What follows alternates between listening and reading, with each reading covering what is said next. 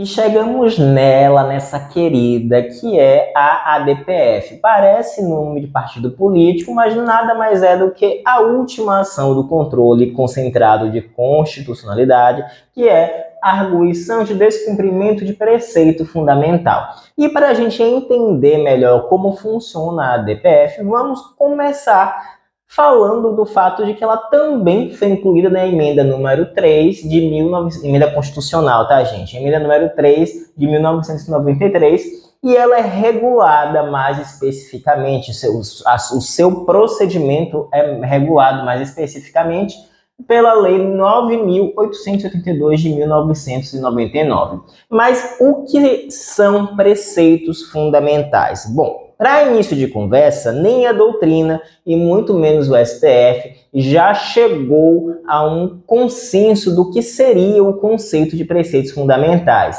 Entretanto, a título, só para saber, para situar a gente a trabalhar, né, a entender essa ação do controle abstrato, basicamente na verdade, são normas ou princípios explícitos ou implícitos que são fundamentais para a manutenção do Estado democrático de direito como nós conhecemos. E aqui nós podemos citar exemplos, os princípios constitucionais, como os dos artigos 1º ao 4º da Constituição, as cláusulas pétreas, os princípios sensíveis e as garantias fundamentais ou dignidade da pessoa humana, entre outros. Qualquer norma que venha violar justamente esses preceitos fundamentais poderão ser objeto de ADPF. E conforme dando continuidade, a gente precisa entender qual é o objeto da ADPF. Bom, pode ser objeto da ADPF, ou seja, objeto que vai ser discutido nessa ação do controle concentrado. Leis ou atos normativos federais, estaduais ou municipais, lembrando que não cabe ADI em leis municipais, normas infraconstitucionais já revogadas ou leis anteriores à Constituição Federal de 88. Então, gente, uma lei que já existia, por exemplo, o Código Penal, ele é anterior à Constituição de 88. Caso ele não fosse compatível, né, ou ainda detecte que algum dispositivo dele esteja violando algum preceito fundamental, é perfeitamente possível que ele seja objeto de uma ADPF. Por exemplo, o caráter subsidiário. Isso aí eu posso falar com propriedade, porque essa querida que foi a minha peça da segunda fase da OAB. Então, o que acontece? Se não couber nenhum outro meio processual cabível para justamente sanar esse ato lesivo ao preceito fundamental, se caso a questão entregue ali que está ferindo claramente um preceito fundamental e não há nenhum outro meio, ADI, ADC, ADI interventiva, enfim, ADO ou outro mecanismo processual, aí sim vai ser a ADPF. É por isso que ela tem esse caráter subsidiário.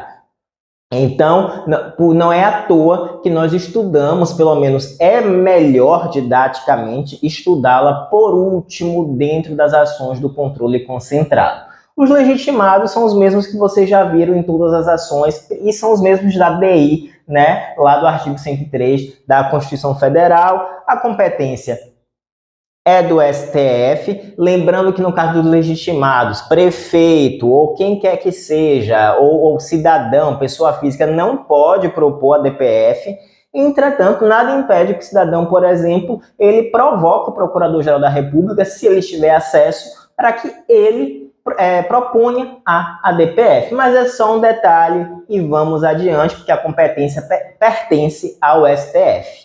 O procedimento, como eu falei, ele é regulado basicamente pela 9.882 de 1999. Entretanto, alguns pontos a gente tem que pontuar aqui sobre a petição inicial, que deve demonstrar o ato ou a lei que está sendo questionado, o preceito fundamental que está sendo violado, a prova da violação desse preceito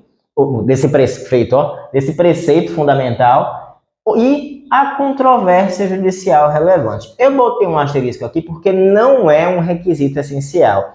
pode ser que esteja havendo aí nos tribunais uma controvérsia se a lei for federal, por exemplo, se está violando ou não um preceito, tá? E aí pode ser que tenha essa controvérsia judicial, mas não é um requisito fundamental.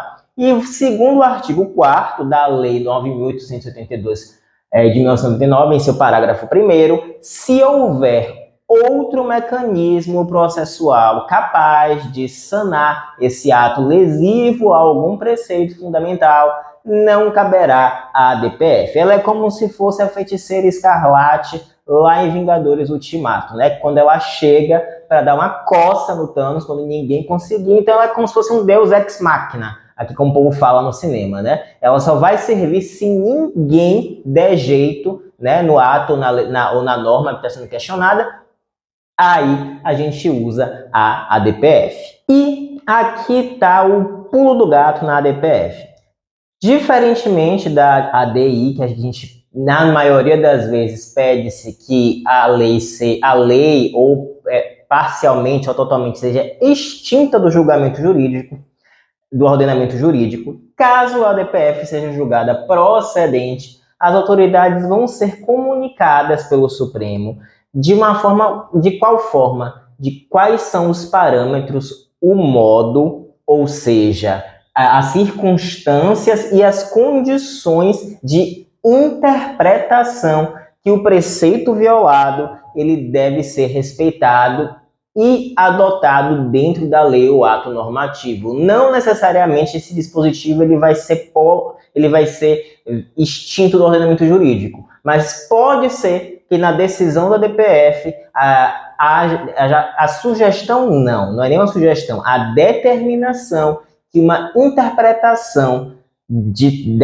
com a circunstância determinada, com a forma determinada, para que não venha a ferir esse preceito fundamental. Medida cautelar é possível, né, como em todas as ações do controle concentrado.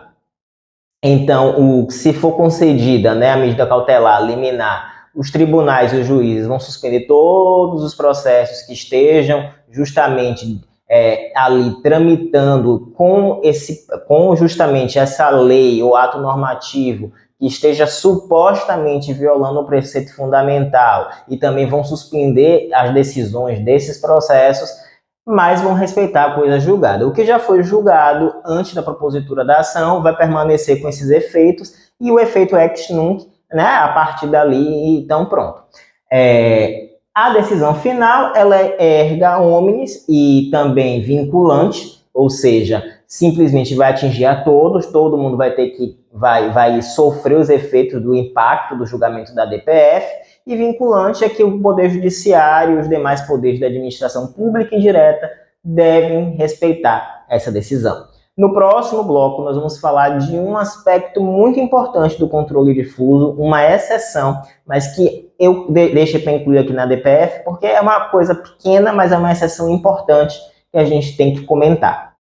Como a gente aprendeu lá no começo, o controle de constitucionalidade ele pode ser difuso, ou seja, qualquer juiz ou tribunal pode fazer de uma maneira, num caso concreto, mas ali não está se discutindo a norma em si, mas sim um caso concreto e que pela via de exceção ali discute-se a constitucionalidade ou não dessa lei. E se o juiz ou tribunal local entender pela inconstitucionalidade, o efeito será inter partes. Entretanto, o artigo 52, em seu inciso 10, ele permite que o Senado Federal ele atribua o efeito erga omnes no controle difuso quando já há uma decisão em um caso concreto, ou seja, esse caso concreto chegou ao Supremo e foi julgado, como a lei foi julgada como inconstitucional. Então, o Senado pode, por meio de uma resolução, atribuir o efeito erga omnes dentro de um controle difuso de constitucionalidade. Mas isso é uma exceção à regra. Então, tem que ser um caso concreto, né, que está ali se discutindo a lei, né, por meio de um caso concreto, né, e por via de exceção, que chegou por meio de recurso ao Supremo Tribunal, e o Senado foi lá, com uma resolução, achou que é de relevância, foi lá, não, é inconstitucional para todo mundo por meio dessa resolução. Isso é que é a exceção e o papel do Senado dentro do controle de constitucionalidade, que vai muito além apenas de, vamos supor, de fazer as proposituras da ação. Então está aqui uma exceção à regra do controle difuso.